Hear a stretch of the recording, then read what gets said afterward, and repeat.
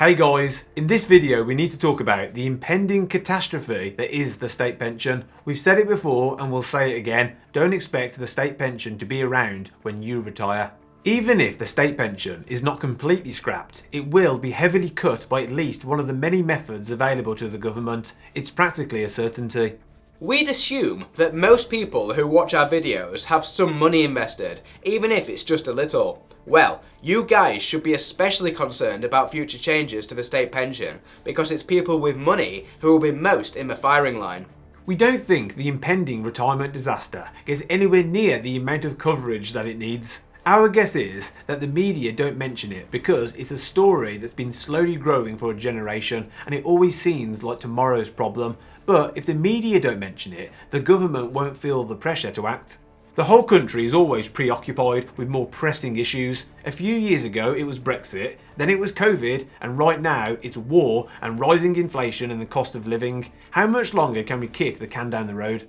In this video, we'll look at the importance of the state pension, why it will almost certainly be scrapped or changed for the worse in some way, what will happen in our view, and how you can prepare for the inevitable. Now, let's check it out.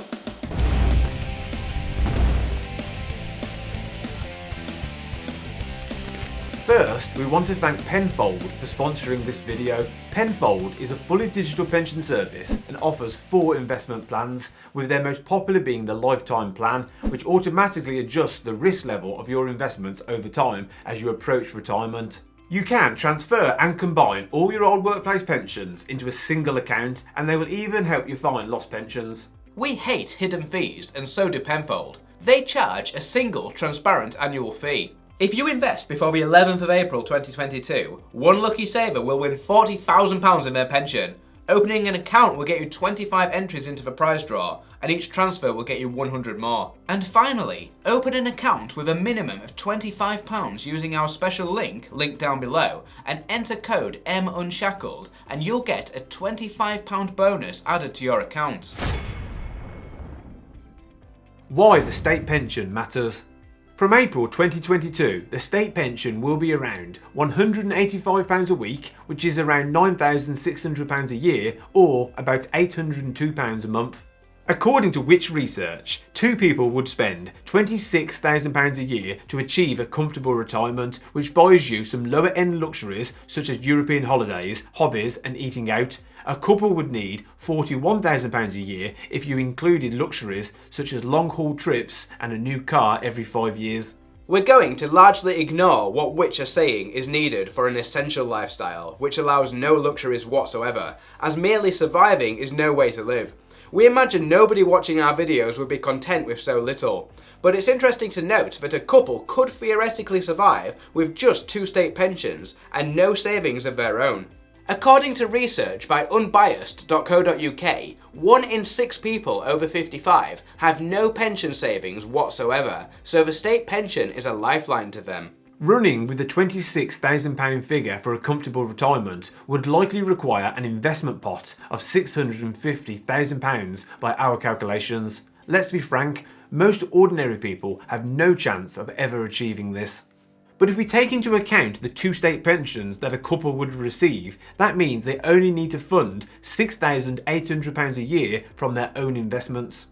This lowers their required investment pot to just £170,000, which is much more achievable, and means the state pension for a couple is effectively the equivalent of a £480,000 investment portfolio for the income it provides. Essentially, when combined with private pensions, the state pension has the power to lift people out of poverty and into relative comfort.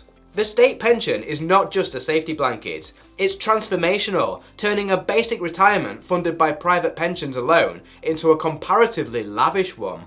Going forwards, people are likely to be even more dependent on the state pension than what these numbers suggest. The research carried out by Which was conducted by speaking to existing retirees, but based on generational changes, we're predicting that people's finances, on average, will be far worse than the existing crop of retirees. For a start, if you are retired and own your own home outright, then you don't need to worry about paying any rent. but can this achievement be assumed to be replicated for those still of working age today? Housing costs make up a huge portion of your budget, so all those numbers we just discussed should be hiked upwards for those who won't own their home. This is super important because there are decreasing numbers of young people who own homes. In 1991, 67% of the 25 to 34 age group were homeowners. By 2011, this had declined to just 43%. More recent data showed that people in their mid-30s to mid-40s are 3 times more likely to rent than 20 years ago. These trends are likely to have a double impact. More people will be forced to pay rent throughout retirement, perhaps requiring an extra 10 grand a year of pension income to reach a comfortable lifestyle, and they are likely to save less during their working years as rent payments always rise over time, the inevitable result of which is them needing the state to bail them out in their old age. Why you can't rely on the state pension. The age you receive the state pension depends on when you were born. The age will rise to 67 by 2028, and according to the government's own prediction, it should rise to 68 by the mid-2030s and 69 by the late 2040s. The age is already being slowly increased, so it seems a given that we should expect further rises. The current cost of providing the state pension is greater than the money being collected in national insurance contributions, and according to FT Advisor, the difference is being funded by Treasury grants that are limited to 17% of the year's expenditure, and even with these payments, the Government Actuaries Department estimates that the UK State Pension Fund could run dry by 2033. The cost of the state pension is now at £100 billion a year and is rising rapidly year in, year out. The country is underfunded in so many areas such as the NHS and policing, and everything else come to think about it, that you have to wonder how the government can continue paying out such an expensive benefit. With rising tensions and a clear threat from a changing world order, it's very important that we spend more money on our military. Not doing so would be dangerous and irresponsible. Cuts elsewhere will need to be made. The state pension is effectively a gigantic pyramid scheme. When you pay national insurance, this isn't put aside for your future. No. This is spent immediately on existing pensioners. Your future state pension relies on future generations paying for you. With the current setup, you'll likely be relying on kids who haven't even been born yet to toil in factories and office buildings to pay for your retirement with their hard effort. We've never heard of a pyramid scheme that can continue indefinitely. Sooner or later, the whole thing comes crashing down. There are 1,000 contributing workers supporting every 310 claiming pensioners. By 2036, this is expected to rise to 1,000 workers for every 360 pensioners. Why do you think the government does everything in its power to keep the population growing? They proclaim to desire to reduce immigration, but ensure they do nothing to prevent it, or else risk toppling the pensions pyramid. The situation is made worse by the fact that the money paid to pensioners increases by the triple lock, whereas national insurance contributions increase in line with earnings. Following a period of low wage increases and low inflation, the pension cost will climb and become even more excessive. One of the guarantees of a triple lock is that pensions increase by an arbitrary minimum of 2.5%. It's commonly claimed that the UK has the worst state pension among developed countries based on data published by the OECD as seen here in this chart. UK pensioners who are average earners can expect just 28% of their annual career earnings from the state pension. Interestingly, many countries like Austria, Portugal and Turkey can expect to replace almost all of their job earnings with their state pension. The UK launched the auto-enrolment scheme some years back. Many people might consider this to be a top-up to the state pension, but we think it's been brought in to lay the groundwork for a future government to finally slash the state pension by claiming that these people don't need it. The suspension of the triple lock during 2022 is another incremental step towards the government's end goal. Once seen as untouchable, the triple lock was temporarily removed, citing a statistical anomaly caused by COVID. Sadly, this demonstrates that even an ironclad guarantee like the pension triple lock can be broken, and when it has been done once, it acts as a precedent in future for further cuts. And finally, and perhaps one issue we have never even considered until recently, is the possibility of a total collapse of the country. A few weeks ago, a situation like this might have been considered so unlikely that it was nothing less than sensationalist panic, but the Ukraine crisis is a terrible reminder that we can't take anything for granted. The humanitarian crisis created by Russia's invasion of Ukraine has caused millions of people to flee. One consequence of this is that these people are likely walking away from any state pension they might have earned. We can't imagine any Russian puppet state will honour any pensions that were being accrued, and likewise, should Ukraine repel the invaders, their country will be in such a dire state it will take decades to recover. We're not saying this exact scenario will happen to the UK, but it's worth taking stock of what shocking events can happen and how severe the consequences can be. What will likely happen to the state pension? Avoiding any catastrophic events, one option is some sort of means testing that takes effect in the future. Considering that old people vote and young people don't, it seems plausible that the government will eventually draw a line and say there will be no further automatic entitlement to the state pension. Past entitlements would likely be honoured, as otherwise there would be riots in the streets and the nursing homes. Young people, say those under 25, will be less affected by this runoff because they should have a lifetime of saving into the auto-enrolment scheme.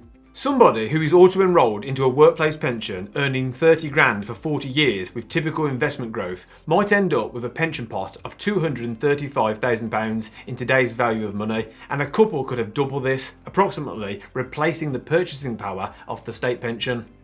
A less decisive option they will continue to take is to keep gradually increasing the age you can claim the state pension. In theory, this keeps people working longer and therefore continuing to pay into the system, and simultaneously reduces the number of people taking from the system. They might also change the rules so that you need more NI qualifying years to qualify for the full state pension. Currently, you need to have been paying NI for 35 years, but this was only recently changed from 30 years. This could be increased in steps to, say, 50 years. Think about this, you may still choose to retire at 55 because you have the private retirement savings to do so, but you would be sacrificing your entitlement to the full state pension by not working the full 50 years. But questions need to be asked about how feasible increasing the age you can claim is. Many jobs cannot have an average 65-year-old doing them. To be a bricklayer, you need to be fit and strong, so it's clearly not a suitable job for Albert and his bad back. What you can do about it. Relying on the government, or anyone for that matter, is a recipe for disaster. Nobody will care about your well-being as much as you do. Our suggestion for you is to pay the maximum that your employer will match into your workplace pension. Because you never see this money in your bank account, you get used to living on your take-home pay, which is one reason why saving for retirement like this is so effective.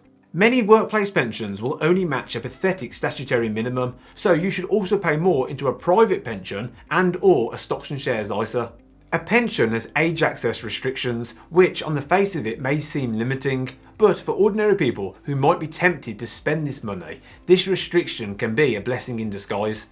Discussing the merits of ISAs versus pensions would be an entire video in itself, but we discuss how best to use both accounts in tandem here to efficiently save for retirement. How much should you pay in total to retirement savings? There's no better way to estimate this than to play with an online retirement calculator. The one on the Money Unshackled website will tell you how many years you have until you can retire, and you can change all sorts of variables such as investment returns, your age, your earnings and expenses, and your withdrawal rate.